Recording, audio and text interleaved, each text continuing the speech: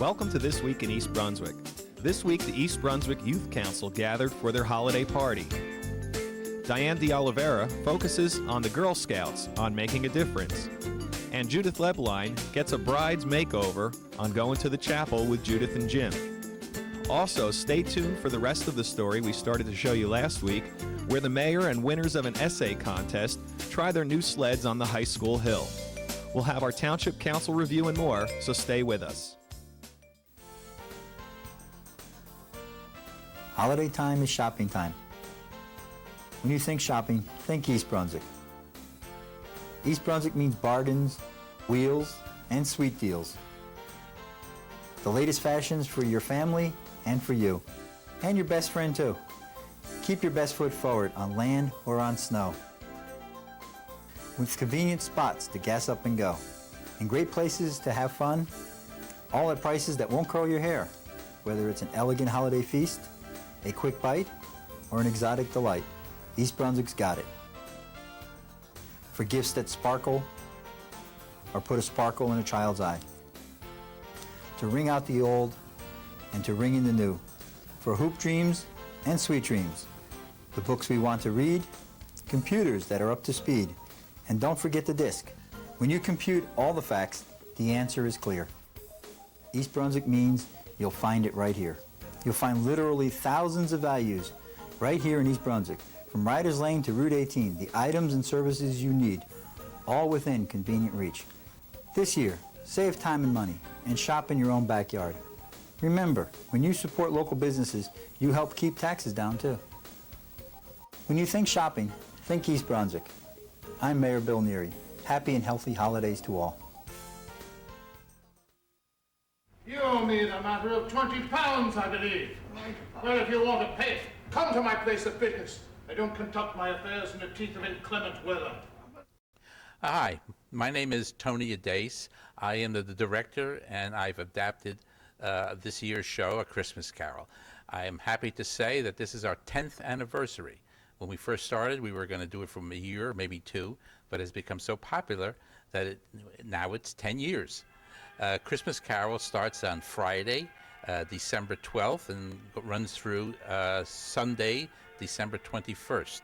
Showtimes are Friday night at 8 o'clock. There are two shows on Saturday, one at 3 p.m. and one at 7 p.m. And our show on Sunday is at 2 p.m. And as I said, it closes December 21st. We've performed this for 10 years. It is based mostly on the book and on the Alastair Sim black and white Christmas Carol that we all love, the 1951 movie. This production does not have the flying angels and pyrotechnics that maybe some of the New York shows have, the big brassy shows. We have done A Christmas Carol the way Charles Dickens wrote it. It's in a nutshell. The characters are there: Tiny Tim, Scrooge, the Christmas past, present, and future, Marley's ghost. They're all there to thrill and bring tears to your eyes. Christmas is a habit, sir, of keeping men from doing business. It is a comment on the nature of things in that ants work and grasshoppers sing and play. An ant is what it is, and a grasshopper is what it is. And Christmas, sir, is a humbug. So come join us this Friday, December 12th, and it runs again through December 21st.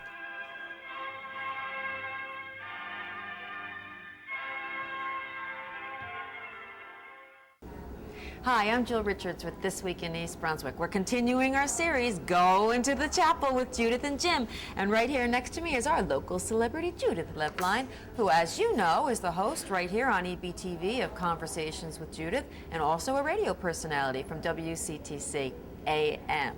Judith, thanks for letting us tag along. Oh, it's been great fun, Jill. Oh, it sure has. Now, what's on our agenda today? Well, there's one part of my planning that really needs to be completed now, and that's to have a dry run with my hair and makeup. Ooh. Because I've never really tried to do something with my hair and the veil and my tiara, and before waiting for that day, you have a little rehearsal, and that's what's going to happen today. Oh, sounds great. Now, today we're visiting, ladies and gentlemen, the lovely Head to Toe located right here on Route 18 in East Brunswick, New Jersey. And Judith, how did you come about finding the stylists here today to help you? Well, I've been a customer here at Head to Toe for a very long time, and so I called Elena and I said, Elena, it's time to have a run-through for my wedding. What do you suggest? And she said, we have someone that specializes in brides and can help you with everything from makeup to hair, and we'll practice until we get it right. So that's what's in store today. So all you brides to be out there, don't be afraid. Just call a salon, ask for some advice, call a manager, call the owner, and check out who can help you on your big day to come. Okay, Judith, I'm going to let you loose. I can't wait. Are you ready? Let's go. We're joined now by our guest, the owner of Head to Toe, Elena. Elena, why don't you introduce yourself formally and tell us a little bit about your business. Hi, my name is Elena Vasilevsky.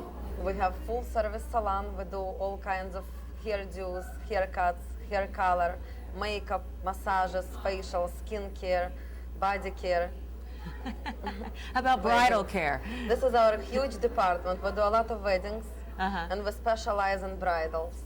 Oh, very nice. And so when a bride comes to you, what is the first thing that she'll do with the stylist that she chooses, or perhaps if you suggest someone for her? First thing, we have a bridal menu, which is a separate menu from the whole menu of the salon. She looks at the menus and she decides which services she wants to use. And then we recommend her a bridal specialist, which she comes in for consultation. Before she even books an appointment, we have a consultation for her with a specialist. Very nice. So today Judith will be meeting with her stylist, who is, what is this?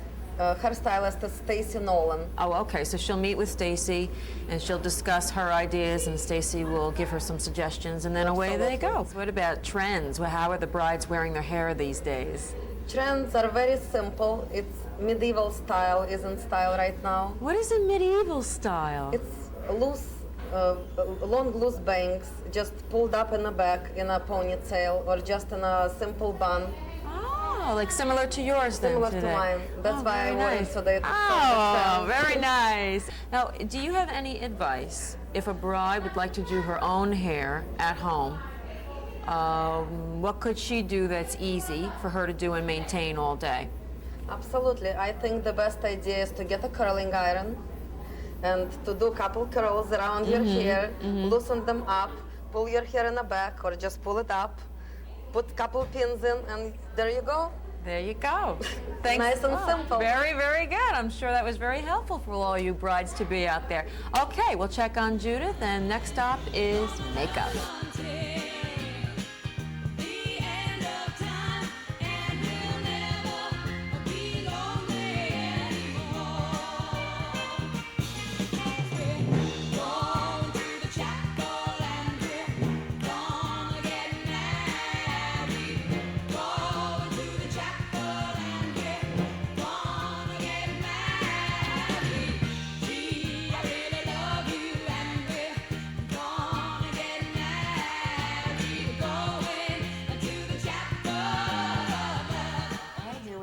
Beautiful makeup room. Now, will Judith come in here and have a consultation also? Absolutely. How will she choose what colors to use on Judith?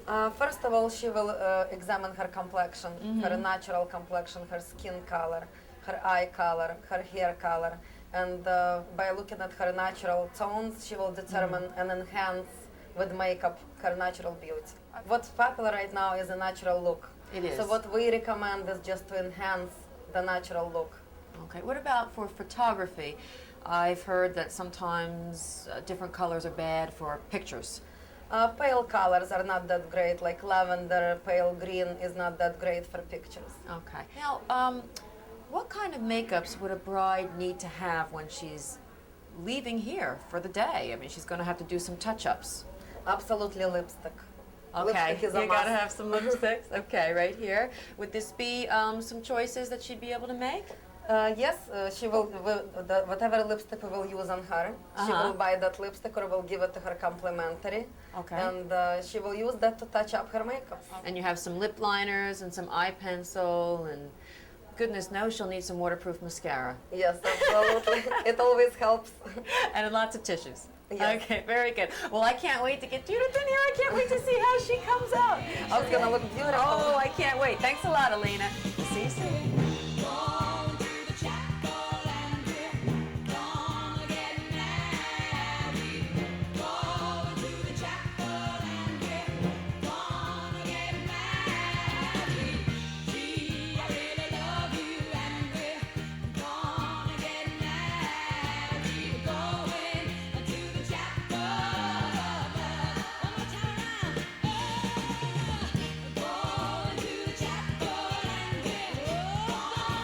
Ladies and gentlemen, what do you think? You're beautiful. Oh, thank you, Jill. Do you like I it? love it. I love it. Are there these Brunswick girls going down the aisle? Judith is radiant. Our work here is done. East Brunswick Cable would like to thank Elena and Stacy from head to toe. And the next time we all see Judith, she's going to be walking up the aisle. Judith, where are you going? I gotta get married. What? Wait a minute.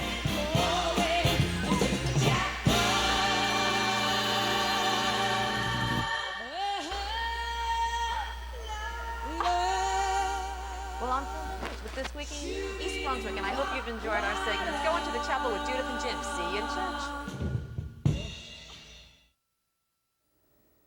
At this week's Town Council meeting, a presentation was given by the East Brunswick Arts Commission remembering and honoring Fred Stiger, who passed away last year.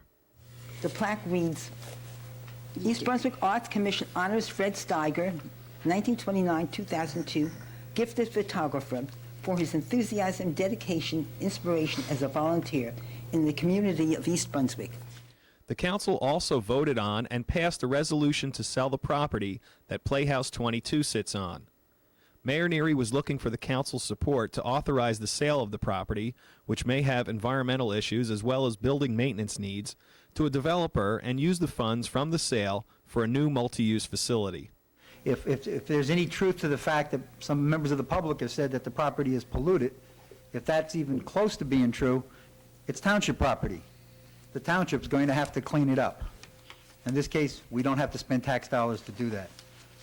If the building becomes in such total disrepair that the community players who are working over there and doing their shows decide they don't want to do it anymore because they can't afford it, and they abandon the building, then we have 3 abandoned buildings. We have a 60-foot trailer, we have an old barn and garage over there, and we have a building that the roof leaks on that has inadequate heating and lighting. We own that then. At that point, we're going to have to invest a great deal of money to either fix it up, tear it down, or do something else with it. And I still believe that the purpose of open space is to curb development. We're spending millions of dollars to purchase open space, and we're still selling the property that we own to put in more houses. To me, the community as a whole will be so greater off with this multi-use facility at a different location than the present location. The resolution passed 3-1, with Councilwoman Kathy Diem recusing herself from the issue. This was also the last meeting of 2003.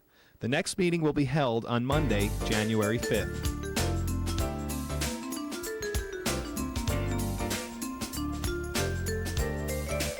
Obesity is becoming an epidemic in America, but one Central Jersey group is trying to change that. Hi, I'm Diane de Oliveira, and with me today from the Girl Scouts of Delaware Raritan is Diane Fairbanks. Diane, thank you very much. Now, you have 2 interesting programs that you're starting. One is on childhood obesity, and the other is an active living program. So tell me how these programs work. Well, the Girl Scouts of Delaware Raritan created a program called Active Living by Design. And that program is funded by the Robert Wood Johnson Foundation. They gave us a grant for $50,000 so that we could create a program to address the childhood obesity issues as well as some other community issues which are related to health and fitness. The girls actually participate in a program which is a patch program. They can earn an insignia which they wear on their uniforms. And the program has several different components, but primarily it's to raise awareness. It's an education program on how our health is related to our activity level. And the the girls become aware through an education process for themselves of determining how active they actually are. They can establish a criteria for themselves to try to walk more frequently. They need to assess how frequently they ride to school as opposed to walking to school, and even if that's an option for them. So that relates to their community involvement by asking that they assess within their own community whether there are walking and biking trails available, and they can actually do an activity which is giving them questions to answer about their own community, where they would go out with an adult and try to walk to a certain location. And they determine whether the sidewalks end, or if traffic is easily crossed during, are there crossing lanes for walkers, are drivers courteous, so that once they gather this information, then they can try to increase their own activity level in walking or in biking. And then if they feel that there's a need in the community for some action that perhaps someone at the township or the county level could get involved in, then they can take this information that they've gathered as they've done their own assessment to talk to community officials and say, you know, perhaps we do need more walking and biking paths within our community, so that not only children, but their own family members and other members of the community can benefit. How long ago did you start the program? We've just started the program this past summer. We actually have an 18-month pilot that we're running, which is funded by the grant. And we hope that with the results of this pilot, we'll be able to take this program to our national organization, so it might go beyond Central New Jersey and just our council. So where does the bulk of the $50,000 then go to in that grant money? Where exactly is that being spent? Well, in addition to these programs, which I told you that the girls can participate within their troops, we have provided what we call program boxes, and it's a box of resources which there are videos and there's books and information for the girls to research this topic. And in addition to the program boxes, which are available to girls through their troops, we are running our own council-sponsored events, which range from roller skating to volleyball to basketball to ice skating. And the girls can participate in those activities whether their troop is doing it or not, so they could do it either individually or as a group. Now, since the Girl Scouts have started doing this study, I know you said it's going to be like an 18-month study. Are they surprised at what they're finding, how inactive, how little inactive or overactive they might be? I think we're not really surprised, but I think the members who are participating are a little bit surprised. For instance, our staff took the President's Challenge, which is to try and walk 10,000 steps a day. And we each got pedometers so that we could measure how much we were walking. And some of us were surprised at how much we were walking, but we haven't quite made it to the 10,000 steps a day. And that's an activity that we encourage the girls to do also. We will provide them with pedometers and you know, a record-keeping log so that they can track their own activity. I'm curious, how far is 10,000 steps? Do you know what that is in distance? I'm not quite sure. Well, it's about 20% of a mile, I guess, because it's 5,200. Yeah, a quarter of a mile, maybe. Oh, okay. Not quite that much. Okay, so do you think that by having the Girl Scouts do this, is it making them more aware then? Are they being more health conscious and they're actually becoming more active then? Oh, I think absolutely that's true. The program so far has been very well responded to. The troops that have taken out the resource box and used it have come back with very positive ideas. And some of our older girls have decided to implement some of the active living activities within their Gold Award projects, which are to earn the highest award in Girl Scouting. Diane, thank you very much. For people who want more information on this program or about the Girl Scouts in general, what can they do? They can call us in East Brunswick. The number is 732-821-9090, or they can go on our website, which is www.gsofdr.org. Thank you, Diane. For making a difference, I'm Diane de Oliveira. There wasn't much snow left by last Thursday, but township crews scraped together as much as they could and put enough on the hill at the high school for the winners of an essay contest sponsored by the mayor to try out new sleds they won. The sleds were donated by Captain Avalanche, makers of a new type of sled, after the company read about the township's purchase of the land at the bottom of the hill, thereby preserving the hill as a venue for sledding. Here's Mayor Bill Neary. And then, of course, a couple days ago, we had the big snowstorm. So when the big snowstorm came, we all kind of said, oh, good, now we have the hill. And everybody was here a couple days ago going down this hill. Hundreds of people were here using this hill, and everything looked great. And then the temperature went up again. So the snow we're using, I guess, is coming from the shopping centers, the parking lots, and throughout town that we trucked in to put on there. So these have recycled snow. That's why it's not the prettiest snow I've ever seen. But at the same time, while it's still here, we're going to try and take a little run down the hill. I happened to see an article in the Sentinel that Mayor Neary and the Township Council had done a wonderful thing, and they had appreciated the fact that this hill has been a sledding hill for 150 years. As a matter of fact, this has been a sledding hill longer than there's been an incorporated town of East Brunswick, and instead of letting it be developed, the mayor and the council decided to spend a good sum of money to preserve it as an undeveloped hill and to allow the citizens of East Brunswick to continue sledding on it. And that was such a wonderful decision that we just had to give the mayor and the town our first sled. So these sleds are the first sleds that have come from our factory, and we're thrilled to have them come here to a town that understands the simple pleasures, the timeless pleasures of sledding. But John Michael Bishaw I already met, Virginia Wright, Lauren Raggett, Jason Karlowski, Nicole Rutkowitz, and Michael Martello. Congratulations to you all, and you're all going to have opportunities. Bye!